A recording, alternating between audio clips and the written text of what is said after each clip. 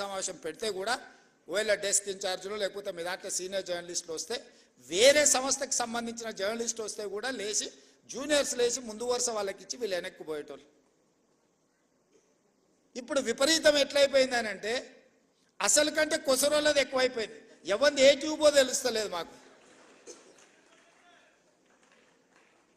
ఇక ఆ ట్యూబ్లో ఎక్కడికంటే అక్కడికి వెళ్ళిపోయి ఏది పడితే అది మాట్లాడితే అక్కడ ఉన్న ప్రజలు ఏమన్నా అంటే చూసిరా జర్నలిస్టుల మీద దాడి అని. జర్నలిస్ట్ అనే పదానికి డెఫినేషన్ ఏందో మీరు డిసైడ్ చేయండి. మేము ఎవరిని జర్నలిస్ట్గా చూడాలో మీరు చెప్పండి. ఎవరు దోస్తే వాడు ట్యూబ్ పెట్టుకొని ఆ ట్యూబ్లో పెట్టుకొని వాడు మెడలో పట్టేసుకొని మెడలో ఇది కట్టుకొని వాడు నేను ట్యూబ్కు జర్నలిస్ట్ అని బయలుదేరితే వాళ్ళు వివరించే విధానాన్ని బట్టి ప్రజలు వివరిస్తారు.